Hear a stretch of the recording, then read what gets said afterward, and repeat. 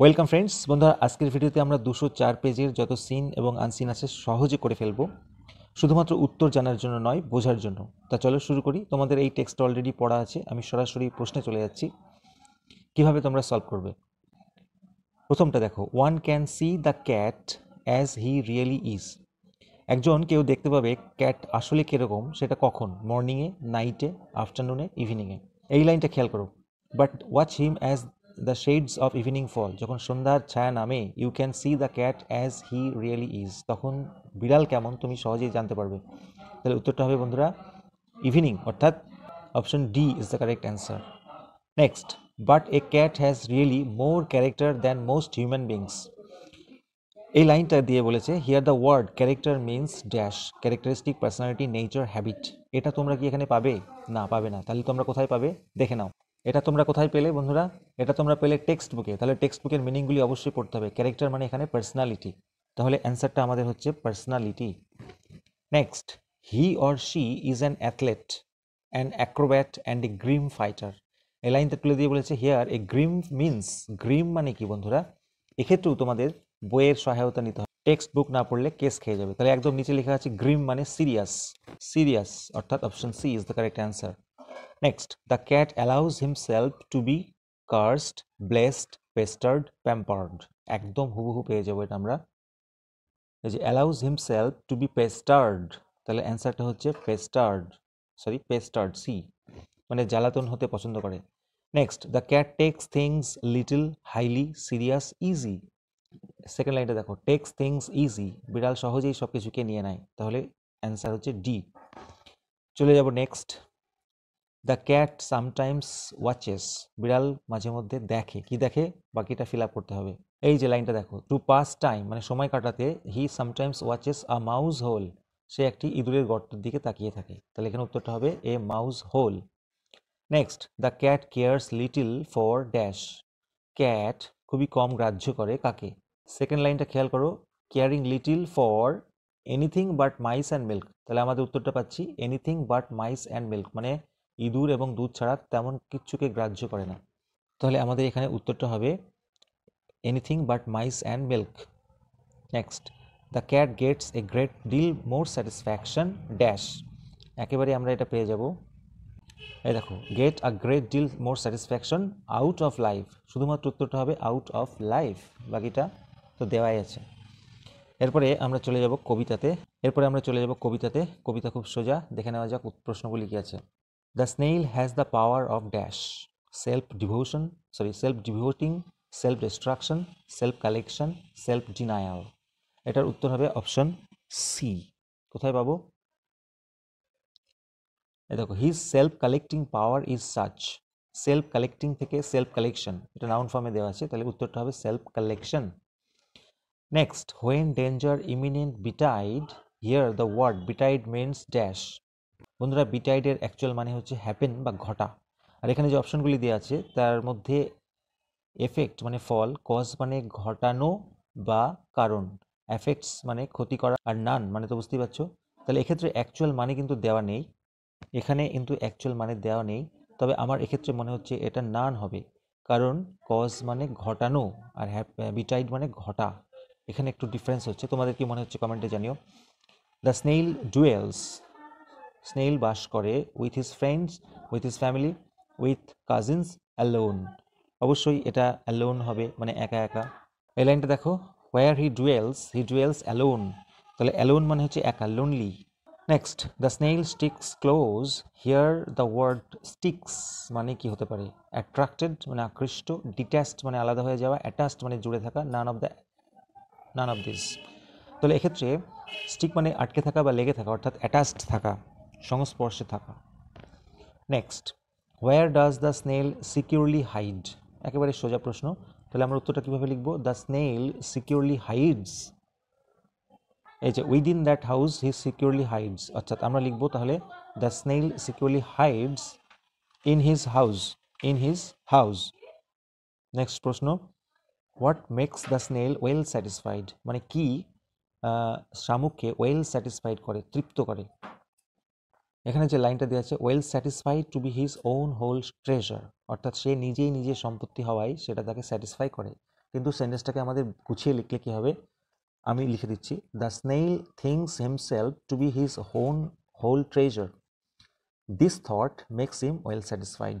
শামুকটি মনে করে নিজেকে নিজেই সম্পূর্ণ সম্পত্তি, আর এই চিন্তাটা তাকে ওয়েল স্যাটিসফাইড করে। এরপরে দেখে নেব একটি আনসিন, খুব ইন্টারেস্টিং আনসিন বন্ধুরা। চলো সরাসরি শুরু করি। প্রথম প্রশ্ন, the first word spelled into the hands of the narrator was mug, doll, water, cat. প্রথম যে ওয়ার্ডটা বানান করা হয়েছিল ন্যারেটরের হাতে সেটা কি? ডল, ওয়াটার, ক্যাট, মাগ। দেখে নেওয়া যাক। এই লাইনটা খেয়াল করো, Miss Sullivan slowly spelled it into my hand the word doll. তাহলে উত্তরটা হবে ডল। অপশন বি হচ্ছে correct answer, doll. Next, running down stairs the narrator met her mother, teacher, sister, brother. সিঁড়ি বেয়ে নেমে গিয়ে ছুটতে এসে কার সাথে মিট করলো? এই লাইনটা খেয়াল করো, running down stairs to my mother. তাহলে কার কাছে সে গেল? মায়ের কাছে না? তাহলে অ্যান্সার হচ্ছে 80। Next, the narrator made monkey like imitation with her hand, arm, finger, leg. বাদরের মতো অনুকরণ করলো কি দিয়ে?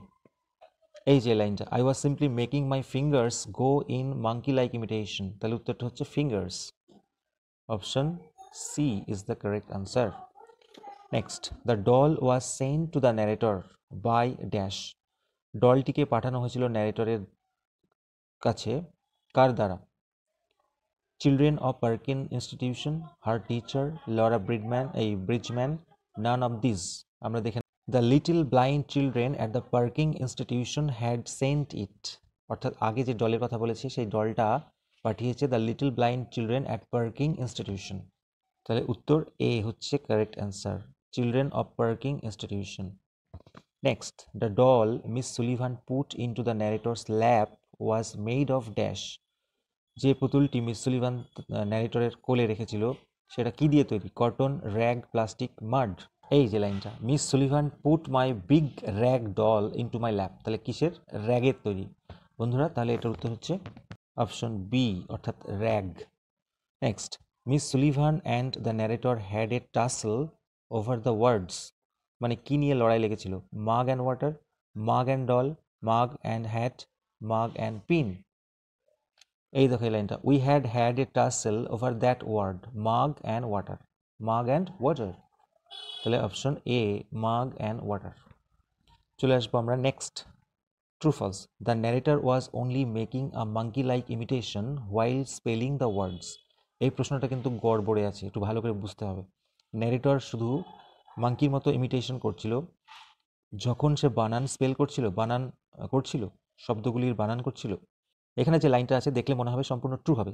I was simply making my fingers go in monkey like imitation. আমি বাদরের মতো ইমিটেশন করছিলাম। কিন্তু বন্ধুরা তার আগে ওয়ার্ডটা দেখো, I did not know that I was spelling a word or even that word existed. I was simply making my fingers go in monkey like imitation. তাহলে আপাত দৃষ্টিতে মনে হচ্ছে এটা মাঙ্কি লাইক ইমিটেশন, ঠিকঠাক। কিন্তু তার আগে বলেছে আমি জানতাম না বানান পড়ছিলাম নাকি এই শব্দের কোনো অস্তিত্ব আদৌ ছিল। তাহলে বানান পড়ছিল কিনা লেখক জানে না। আর প্রশ্ন ছিল সে যখন বানান করছিল তখন বাদরের মতো ইমিটেশন করছিল। তাহলে এটা আমরা ফলস করতে পারি। আর সাপোর্টিং স্টেটমেন্ট এখান থেকে, I did not know that I was spelling a word or even that word existed, I was simply making my fingers go in my monkey like imitation. Supporting statement হিসেবে দুটো sentence জুড়ে দিতে হবে। দেখেছো এখানে বলেছে হোয়াইল স্পেলিং দ্য ওয়ার্ডস, যখন বানান স্পেল করছিলাম। আর প্রশ্নে আমরা দেখলাম বানান স্পেল করছিল কিনা লেখক জানে না। The doll was dressed by Miss Sullivan. এই ডলটিকে পোশাক পরানো হচ্ছিল মিস সুলিভানের দ্বারা। থার্ড লাইনটা খেয়াল করো, Laura Bridgman had dressed it. Laura Bridgman এটাকে পোশাক পরিয়েছিল। তাহলে উত্তরটা হবে লরা ব্রিজম্যান। এই লাইনটা সাপোর্টিং স্টেটমেন্ট লিখবো এবং এটা ফলস, এটাও false. The narrator took some time to understand that everything has a name. খুবই ইন্টারেস্টিং, কনফিউশনের মাস্টার। ন্যারেটর কিছুটা সময় নিয়েছিল এটা বুঝতে যে সব কিছুরই একটা নাম আছে।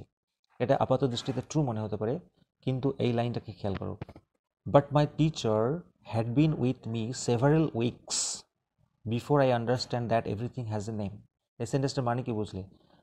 কিন্তু আমার টিচার আমার সাথে ছিল বেশ কয়েক সপ্তাহ, এটা বোঝার আগে যে সব কিছুরই নাম রয়েছে। তাহলে এখানে বলেছে সেভারাল উইকস মানে বেশ কয়েক সপ্তাহ, আর প্রশ্ন ছিল সাম টাইম মানে কিছুটা সময়। তাহলে কিছুটা সময় এটা ফলস হচ্ছে, আর সাপোর্টিং স্টেটমেন্ট ওইটা লিখতে হবে। এখানে বলেছে কিছুটা সময় মানে অল্প সময়, আর ওক্ষেত্রে আমরা দেখলাম বেশ কয়েক সপ্তাহ। তাহলে বন্ধুরা এটাও ফলস। দেখে নেব প্রশ্নোত্তর। Why was the narrator ফ্লাশড with childish pleasure and pride. এবারে প্রশ্নটা আমরা ধরে কি করে লিখব? The narrator was ফ্লাশড with childish pleasure and pride because, উত্তরটা কোথায় আছে দেখে নিই। এই যে I was ফ্লাশড with childish pleasure and pride, তার কারণ কি বলেছি দেখো, I finally succeeded two making the letters correctly. তাহলে এখানে আমরা কি লিখবো? আই এর জায়গায় লিখবো শি ফাইনালি সাকসিডেড, সে অবশেষে সফল হয়েছিল to making the letters correctly, লেটার্সগুলো কারেক্টলি করতে। পরের প্রশ্ন, why did the narrator dash the new doll upon the floor. Narrator কেন তার পুতুলটিকে মেঝের সঙ্গে ড্যাশ করলো, গুড়িয়ে দিল? একদম লাস্ট লাইনটা দেখো, I dashed it up on the floor. কেন বলেছে? I became impatient of her repeated attempts and seizing the new doll.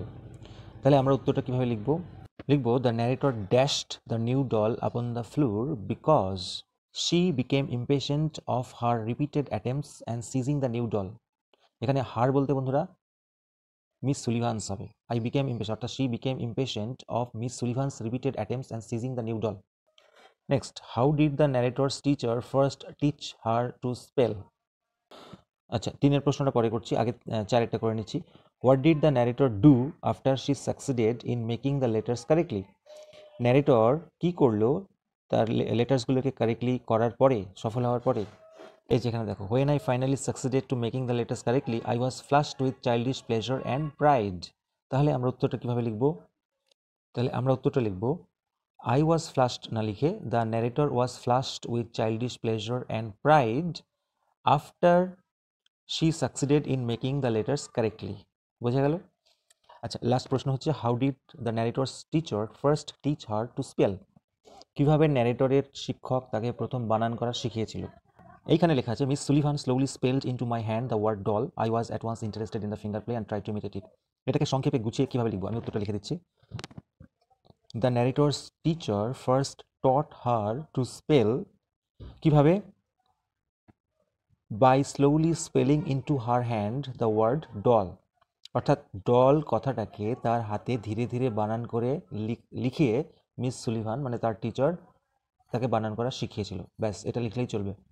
এরপরে চলে আসবো বন্ধুরা ওয়ার্ড মিনিংয়ে। তার আগে বলে রাখি, গ্রামারগুলি আমি অলরেডি ছেড়েছি, তোমরা যারা দেখোনি দেখে নিও, ডেসক্রিপশন বক্সে আছে অথবা প্লে লিস্টে পেয়ে যাবে। আচ্ছা, প্রথম প্রশ্ন হচ্ছে, that can not be understood, যেটাকে বোঝা যায় না মানে দুর্বোধ্য, সেই ওয়ার্ডটা কি হতে পারে? একদম লাস্টে দেখো এই ওয়ার্ডটা লেখা আছে আনকম্প্রিহেন্ডিং ওয়ে।